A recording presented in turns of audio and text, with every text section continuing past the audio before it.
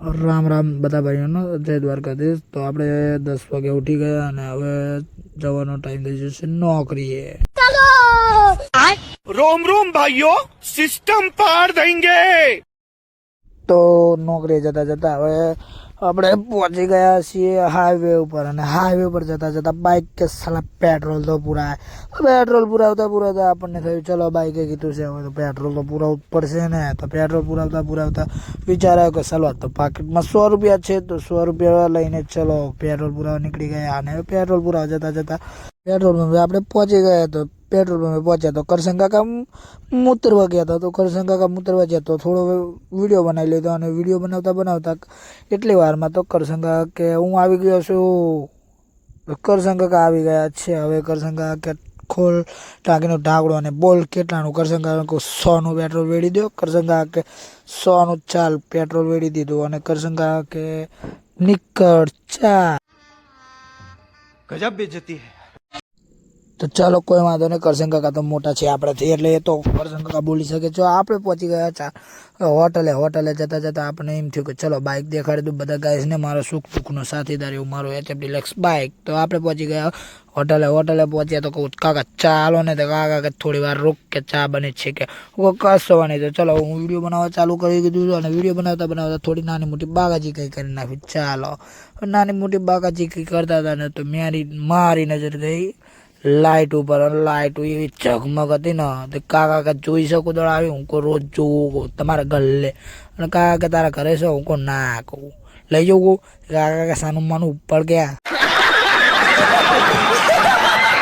તો હવે આપણે પણ ચાલો કાર નીકળી જઈએ। હવે આપણે કાકાનું ખોટું લગાડ્યા વગર ચલો નીકળી જઈએ। અને હવે આપણે નીકળી ગયા તો રસ્તામાં મને બાઇકનો કાંટો જોઈને નાની મોટી સલાહ આપવાનું યાદ આવ્યું કે કંપનીમાં કોઈ પણ મોટું કામ હોય તો કંપની તમારા વગર અટકવાની નથી, તો પણ તમે બાઇક ધીમું હાંકવું એ મારી નાની મોટી સલાહ છે ભાઈઓને। તો હવે આપણે કંપનીની અંદર પહોંચવા, અને કંપનીની અંદર સાણંદજી એડિશનલ ગેટની અંદર કરી છે, સાણંદજી એડિશનલ ગેટની અંદર કરી છે। અને હવે આપણે જઈ રહ્યા છીએ કંપનીની અંદર એન્ટ્રી કરી લીધી। કંપનીની અંદર એન્ટ્રી કરતા નાના મોટા ચાડવા અને થોડો વિડીયો ઉતારી લીધો। તો હજુ પણ નાઇટ શિફ્ટના આપણે થોડી બાકાચીકી કરી લેવી, અને અમુક દાન તો ચાલો વિચારો આવે કે ચાલો બધાને હોવાનો ટાઈમ થાય ને આપણે જાગવાનો ટાઈમ થાય, એટલે ચલો હવે નોકરી તો કરવી તો પડે જ। તે નોકરી કર્યા વગર આપણે કંઈ જીવનમાં છે નહીં એવું આપણે એવું માનતા નથી, પણ સમય સંજોગે નોકરી કરવું પડે, બાકી તો જોયું જાય।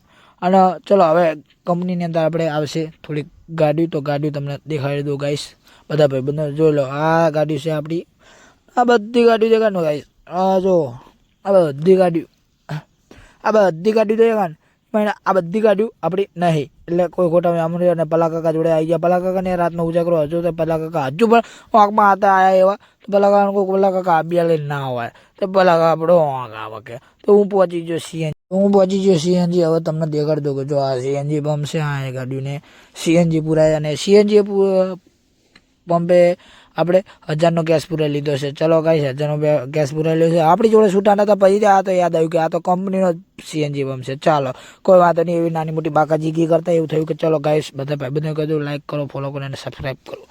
તો હવે આપણે રૂમાલ બાંધીને ડાકુ બની ગયા, ડાકુ બનીને બહાર નીકળી ગયા। બહાર નીકળીને એવું થયું કે ચલો બધાને સવારનો વિડીયો દેખાડ્યો, તો વિડીયો જો સવારનો આવો નજારો હોય છે ગાઈસ, બધા ભાઈઓ જોઈ લેજો।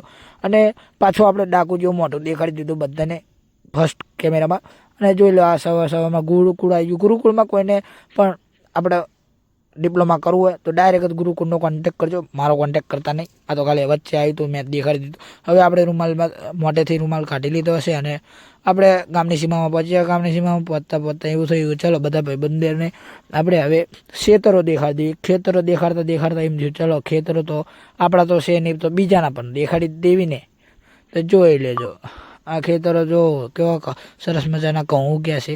સુરત દાદા નથી ઉગ્યા એની પહેલાં તો આપણે ઘરે પહોંચતા આપણે ચા અને મેથી મળી જાય। મેથી બધા ગુજરાતી સમજી ગયા મેથીને શું કહેવાય। ચા મોટે ચૂસકી મારતા એવું થયું કે કોઈ એવી ખોટી કોમેન્ટ ના કરે કે બ્રશ કર્યા વગરનું ચા પી લીધો। આપણે બ્રશ કરતો ચા વિના મને ચેન પડે નહીં।